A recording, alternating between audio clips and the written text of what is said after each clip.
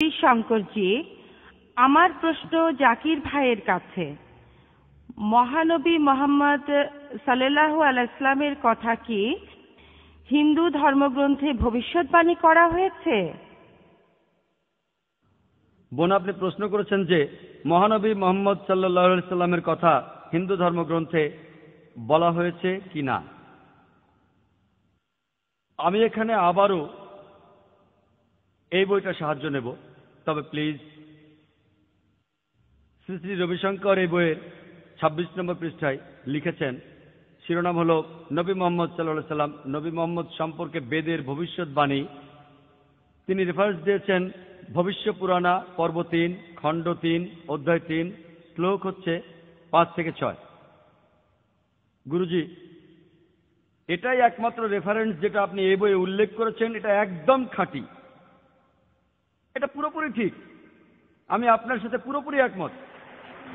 নবী মোহাম্মদ সম্পর্কে বেদের ভবিষ্যৎবাণী এই শিরোনামে শ্রী শ্রী রবিশঙ্কর অনেক জায়গায় বেদের উদ্ধৃতি দিয়েছেন। শুধুমাত্র নবী মোহাম্মদের কথা বলার সময় তিনি রেফারেন্স দিয়েছেন ধর্মগ্রন্থ থেকে, আর সেটা হলো ভবিষ্য পুরাণা পর্ব ৩, খণ্ড ৩, অধ্যায় ৩, শ্লোক ৫ থেকে ৬। আমি অভিনন্দন জানাই শ্রী শ্রী রবিশঙ্করকে। আপনি যা বলেছেন তা 100% কারেক্ট। আমি আরো বলি, রেফারেন্স দেওয়া থাকলেও শ্লোকটা সেখানে বলা হয়নি। যদি আপনি ভবিষ্য পুরাণে পড়েন পর্ব ৩, খণ্ড ৩, অধ্যায় ৩, শ্লোক ৫ থেকে ৮, এখানে বলা হয়েছে যে একজন বহিরাগত আসবেন, একজন বিদেশি, অন্য ভাষায় কথা বলবেন সংস্কৃত ছাড়া। তিনি আসবেন তার সঙ্গী সাথীদের নিয়ে, অর্থাৎ সাহাবাগণ, এবং তার নাম হবে মুহাম্মদ। আর রাজা ভোজ এই ব্যক্তিকে স্বাগত জানাবেন সম্মানের সাথে এবং বলবেন, ও মানব জাতির গর্ব, ও আরবের অধিবাসী। সংস্কৃত শব্দটা হলো মরুস্থল। সেই ব্যক্তি আসবেন বালির স্থান থেকে, একটি মরুভূমি থেকে, এবং তিনি এক বিশাল কাহিনী তৈরি করবেন শয়তানকে ধ্বংস করে। মোহাম্মদ সাল্লাল্লাহু আলাইহি সাল্লামের কথা আরো উল্লেখ আছে ভবিষ্য পুরাণায় পর্ব ৩, খণ্ড ৩, অধ্যায় ৩, শ্লোক ১০ থেকে ২৭, যে সর্বশক্তিমান ঈশ্বর বলছেন, এর আগে শত্রুকে হত্যা করা হয়েছে, এবার আরো শক্তিশালী শত্রু আসছে। আমি একজন ব্যক্তিকে পাঠাবো যার নাম মুহাম্মদ, যাতে করে মানুষজন ঠিক পথে থাকে। এবং ও রাজা, তুমি পিশাচদের রাজ্যে কখনো যেও না, আমি তোমাকে আমার দয়া দিয়ে শুদ্ধ করে নেব।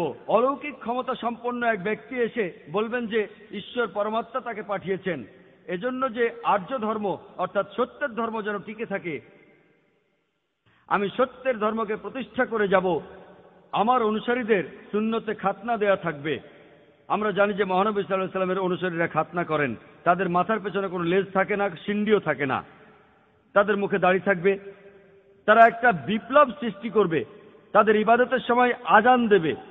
তারা সব সময় হালাল প্রাণী খাবে, তবে শূকরের মাংস খাবে না। আর কোরআনে ৪ জায়গায় উল্লেখ আছে, সূরা আল বাকারার ১৭৩ নম্বর আয়াতে, সূরা আল মাইদার ৩ নম্বর আয়াতে, সূরা আল আনামের ১৪৫ নম্বর আয়াতে এবং সূরা আল নেহালের ১১৫ নম্বর আয়াতে, যে আপনারা শূকর খাবেন না। আরো উল্লেখ আছে যে তারা নিরামিষভোজী হবে না, আমিষভোজী হবে, তাদের বলা হবে মুসলমান। মহানবী সাল্লাল্লাহু আলাইহি সাল্লামের কথা আরো বলা হয়েছে ভবিষ্য পুরাণায় পর্ব ৩, খণ্ড ১, অধ্যায় ৩, শ্লোক ২১ থেকে ২৩। তার কথা আরো বলা হয়েছে অথর্ববেদে ২০ নম্বর গ্রন্থের ১২৭ নম্বর অনুচ্ছেদের ১ থেকে ১৪ পরিচ্ছেদে, যাকে বলা হয় কুন্টাপ সুপ্তাস। কুন্টাপ মানে লুকানো গ্রন্থি, যার অর্থ পরে জানা যাবে। সময় কম তাই পুরো বলতে পারছি না, তবে প্রথম অনুচ্ছেদে বলছে তিনি নারাশংসা, যাকে প্রশংসা করা হয়, তিনি হলেন কাউরামা, শান্তির রাজপুত্র, যিনি ক্ষমতাবান ব্যক্তি। তাকে রক্ষা করা হবে ৬০,০৯০ জন শত্রু থেকে। এই সবই নির্দেশ করছে মোহাম্মদ সাল্লাল্লাহু আলাইহি সাল্লামকে। তার কথা আরো বলা হয়েছে অথর্ববেদে ২০ নম্বর গ্রন্থের ২১ নম্বর অনুচ্ছেদে ৬ নম্বর পরিচ্ছেদে আজাবের যুদ্ধে। অথর্ববেদে ২০ নম্বর গ্রন্থের ২১ নম্বর অনুচ্ছেদে ৭ নম্বর পরিচ্ছেদে বলা হয়েছে যে তিনি ২০ জন নেতাকে পরাজিত করবেন। সে সময় মোটামুটি এই কয়জনই নেতা ছিল মক্কায়। এছাড়াও উল্লেখ আছে ঋগ্বেদের ১ নম্বর গ্রন্থের ৫৩ নম্বর অনুচ্ছেদের ৯ নম্বর পরিচ্ছেদে। তার কথা উল্লেখ আছে সামবেদে অগ্নিমন্ত্র ৬৪ নম্বর। বলা হয়েছে যে তিনি তার মায়ের দুধ পান করবেন না। আমরা জানি মহানবী সাল্লাল্লাহু আলাইহি সাল্লাম মায়ের দুধ পান করেননি। তাকে আরো বলা হয়েছে আহমদ, যিনি নিজের প্রশংসা করেন, যেটা মোহাম্মদ সাল্লাল্লাহু আলাইহি সাল্লামের আরেক নাম। সামবেদে উত্তরচিক ১৫০০ নম্বর মন্ত্রে সামবেদের 2য় অধ্যায়ের 152 নম্বর অনুচ্ছেদে, তাকে যজুর্বেদের 31 নম্বর অধ্যায়ের 18 অনুচ্ছেদে বলা হয়েছে আহম্মদ। অথর্ববেদের 8 নম্বর গ্রন্থের 5 নম্বর অনুচ্ছেদে 16 নম্বর পরিচ্ছেদে, অথর্ববেদের 20 নম্বর গ্রন্থের 126 নম্বর অনুচ্ছেদে 14 নম্বর পরিচ্ছেদে, ঋগ্বেদের 8 নম্বর গ্রন্থের 6 নম্বর অনুচ্ছেদে 10 নম্বর পরিচ্ছেদে তাঁকে এখানে বলা হয়েছে নারাশংসা। নারাশংসা একটি সংস্কৃত শব্দ যার অর্থ নর বা মানুষ।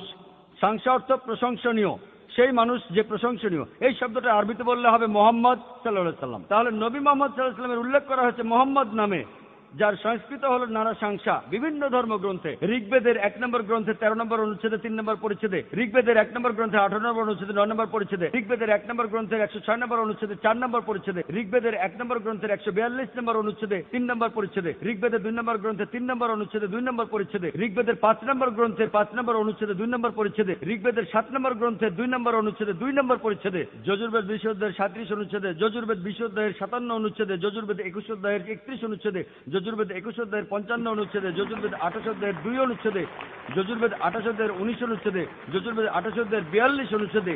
এছাড়া আরো অনেক জায়গায় রয়েছে।